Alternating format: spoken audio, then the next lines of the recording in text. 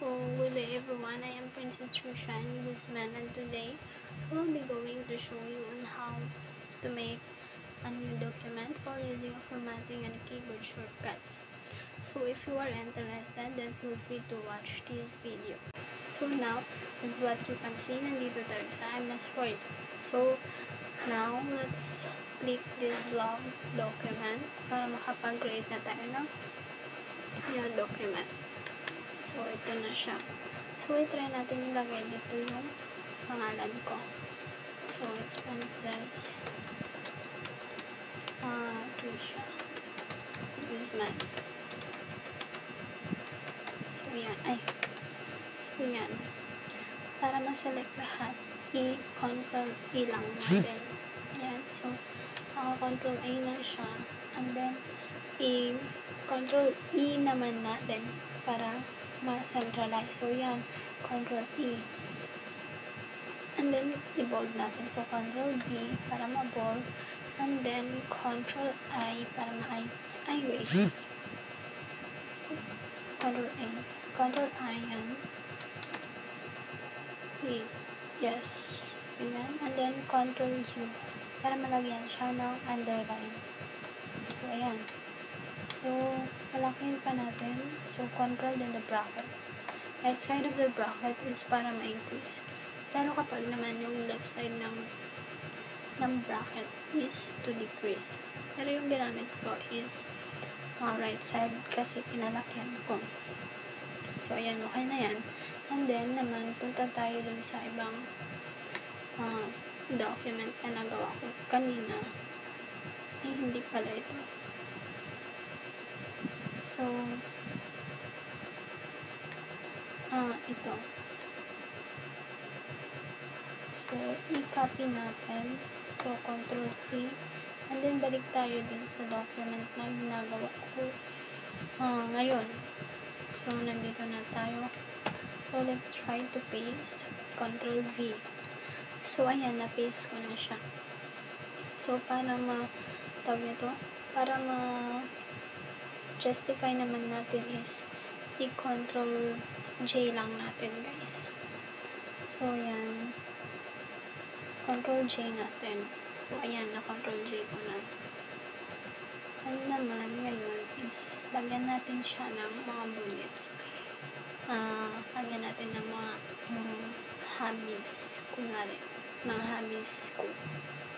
Or pwede din naman ng mga skills.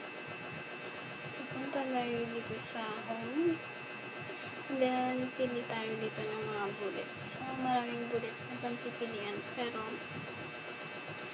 ako siguro ito na lang yung arrow. So, ito yan. So, cooking. Yan, cooking. Next naman is eating. Kung may cooking, may eating. And sunod naman is sleeping. Yan. And then,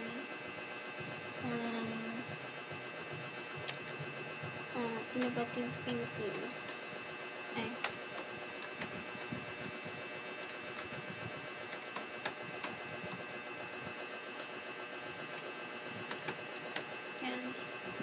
And then, sunod is creativity. So, ngayon, lagyan naman natin siya ng picture. So, punta tayo ulit dito sa may insert.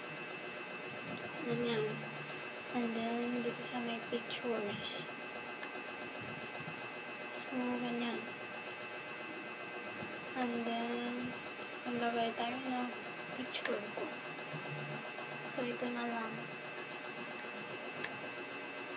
And then, ibahin natin yung text strap. So, meron dito iba-ibang klase ng mga text strap. So, ito na lang para ma-move natin or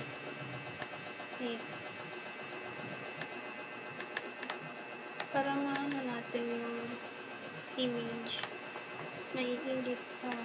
Yan. So, pinalitan ko muna siya. Okay. Control A muna natin, tapos i-close muna natin yung text. Tapos i-edit na lang mamaya para ma-increase pabalik. So, dito nilagyan na natin siya.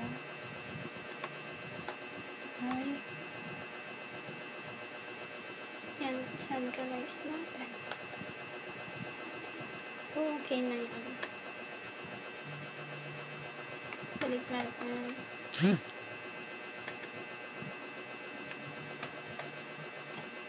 So, meron naman iba't ibang klaseng mga font style kung gusto nyo mag-ano ng font style, guys. Pero ako dito na lang sa may Arial. So, Arial yung ginamit ko. So, yun lang, guys. Pwede din naman gamitan natin siya. Ay, lagyan natin siya ng wait.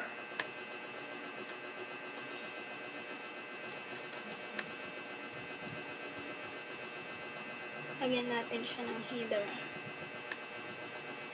Para mag-ano. Yan. So,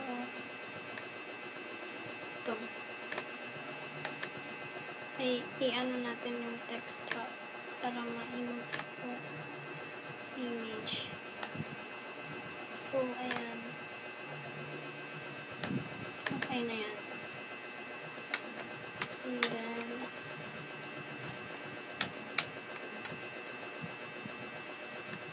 centralize natin, Control E. So,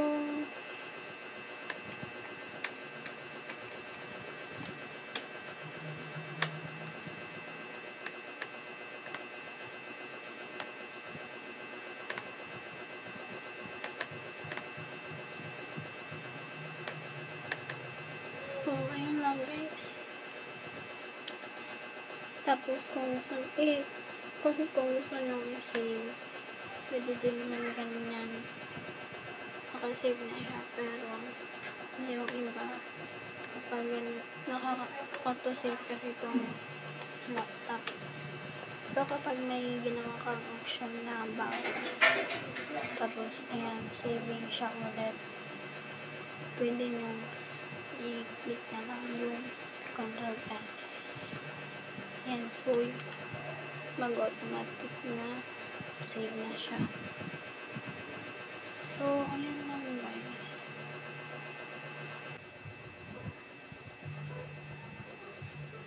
So, ayun lang, guys. Thank you for watching and listening. Bye!